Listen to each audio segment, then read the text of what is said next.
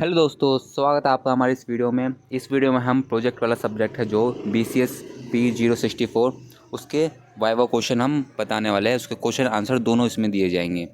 तो ये सारे वह क्वेश्चन हैं जो कि वाइवा में टीचर ने स्टूडेंट से पूछे गए थे। तो उन्हीं को हम एनालाइज करके अच्छे क्वेश्चन नहीं, सारे वही एज इट इज़ सेम है, कोई एडिटिंग नहीं, इसमें कुछ अपने मन से कोई क्वेश्चन नहीं डाला है। ये सारे वही क्वेश्चन हैं जो स्टूडेंट से पूछे गए हैं। जैसे कि इसमें देख सकते हैं, पहला क्वेश्चन ये सबसे पूछते हैं, इंट्रोडक्शन, ऑब्जेक्टिव या मोटिव फॉर प्रोजेक्ट। ये तीनों चीज़ आपसे पूछेंगे। वाइवा स्टार्ट होगा, सबसे पहले आपसे यही चीज़ पूछा जाएगा। तो आपको इंट्रोडक्शन अपने प्रोजेक्ट के अकॉर्डिंग देना है कि जो क्योंकि प्रोजेक्ट अलग अलग हो सबका, तो उसके अकॉर्डिंग आपको प्रोजेक्ट का इंट्रोडक्शन देना, ऑब्जेक्टिव बताना और मोटिव बताना कि प्रोजेक्ट करता क्या है। उसके बाद है why you choose this project. आपको एक रीज़न बताना होगा कि आपने यही प्रोजेक्ट क्यों चुना, एक वैलिड रीज़न बताना होगा।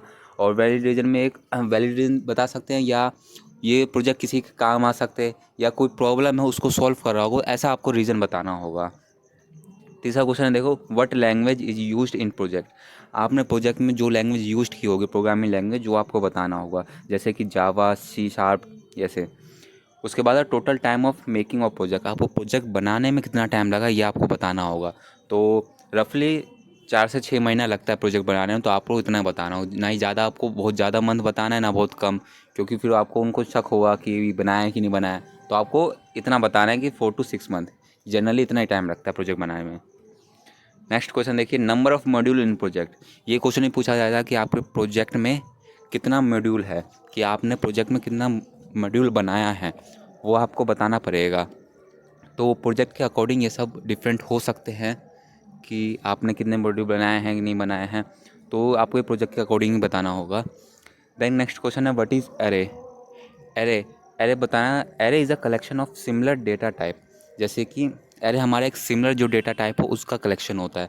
फॉर एग्जांपल ले सकते हैं, जैसे स्टूडेंट है उसके मार्क्स जो होते हैं, मार्क्स सारे इंटीजर होते हैं, तो एक इंटीजर सिमिलर डेटा टाइप हुआ ना, सारे मार्क्स इंटीजर में होंगे।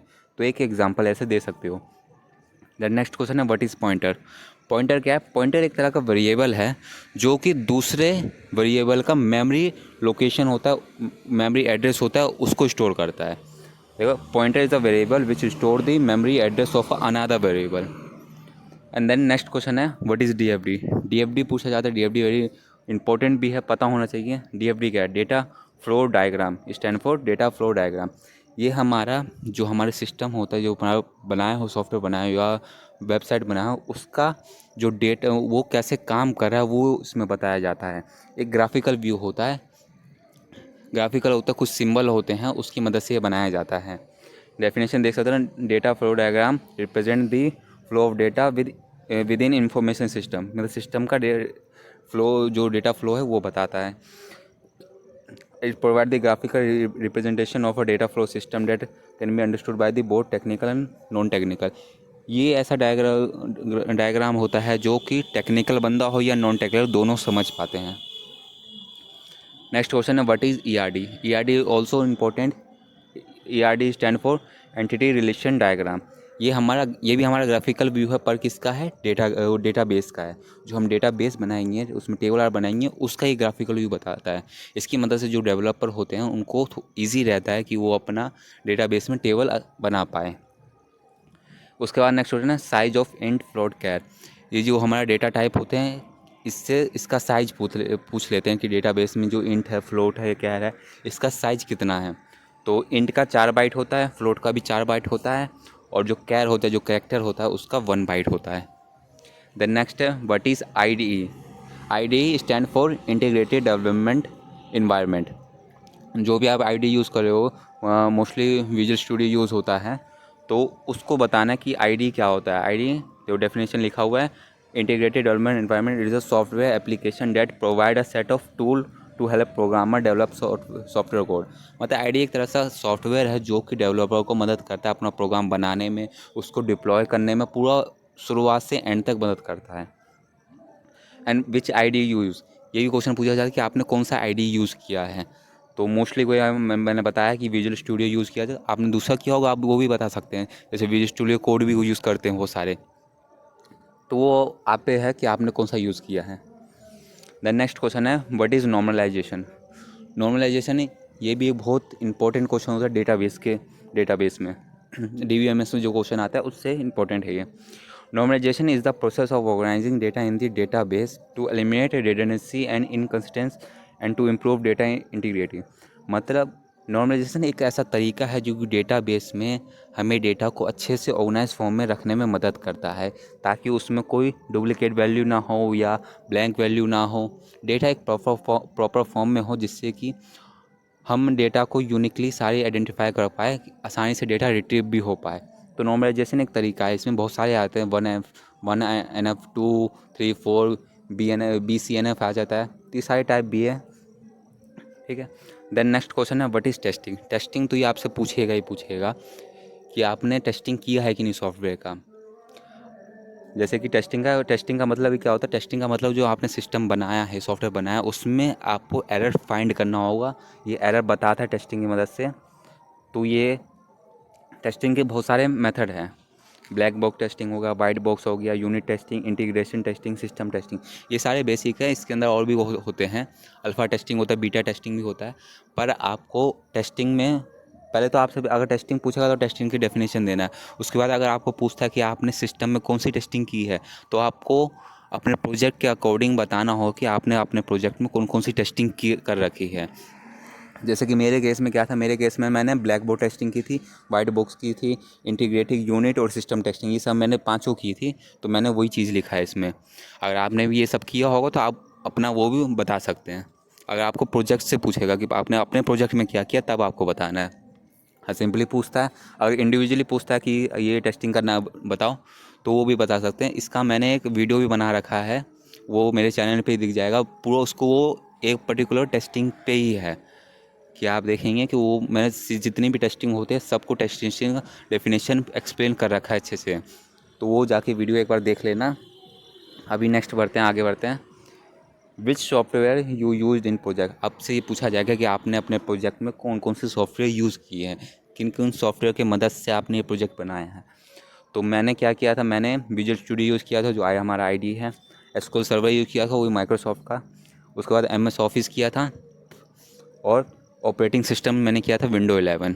तो ये ऐसे सॉफ्टवेयर आप बताने आपने कौन कौन से सॉफ्टवेयर यूज़ किए अपने प्रोजेक्ट में।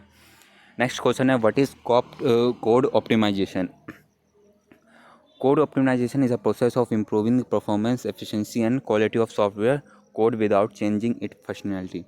मतलब कोड ऑप्टिमाइजेशन हमें बताता है एक तरीका है जिसकी मदद से हम अपने सॉफ्टवेयर को उसको एफिशिएंट बना सकते हैं, उसको क्वालिटी सॉफ्टवेयर बनाने में मदद करता है एक तरह से ये। और कैसे कर सकता है, इसके बहुत कुछ तरीके हैं। Reducing resource consumption, decreasing education time, choosing the right data structure, avoiding unnecessary allocation, preferring for loop over for each, leveraging lazy loading.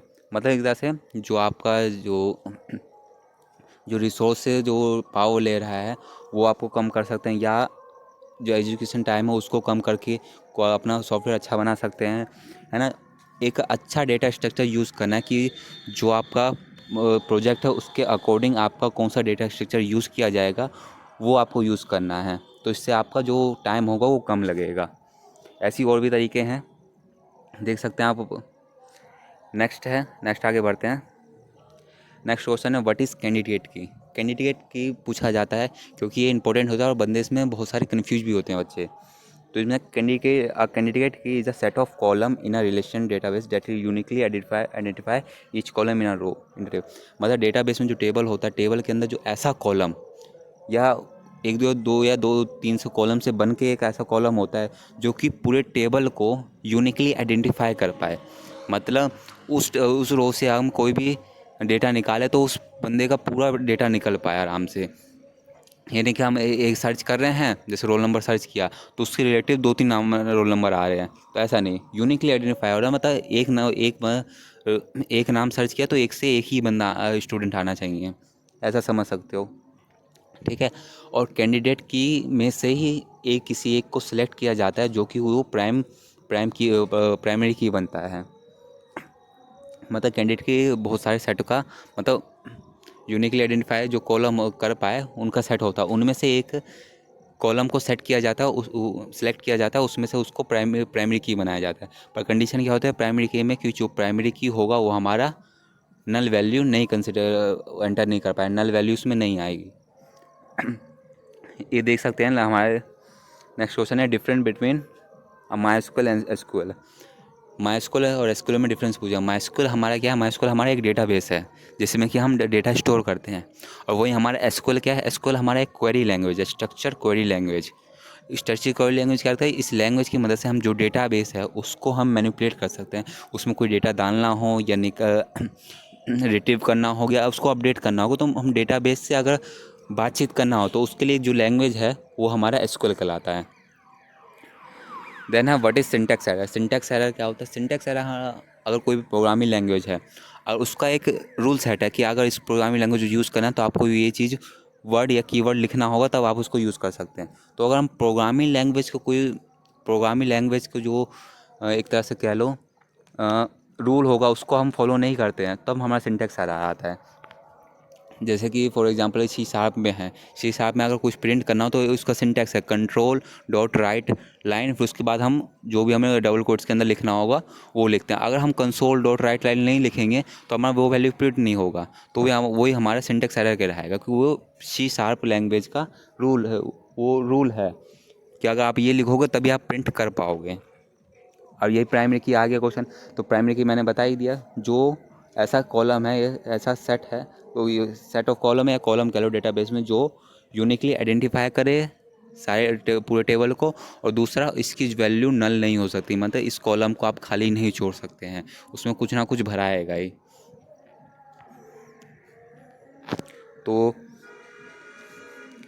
यहीं पे आप वीडियो ख़त्म करते हैं। ये आज के इस वीडियो में 20 क्वेश्चन है। अगर आप चाहते हैं कि अगर आपको और भी क्वेश्चन चाहिए जो स्टूडेंट से पूछे गए हैं क्वेश्चन, अगर ऐसा एक और वीडियो बनाना चाहे तो कमेंट सेक्शन में बताएं कि हम उसको फिर उस पर काम करेंगे और स्टूडेंट से पूछेंगे आपको कौन कौन से क्वेश्चन पूछेंगे, और फिर उसका हम वीडियो बना के आपको दोबारा अपलोड करेंगे। तो आप कमेंट सेक्शन में बताएं कि अगर आपको वीडियो चाहिए पार्ट 2 तो पार्ट 2 के लिए बताएं। Thank you.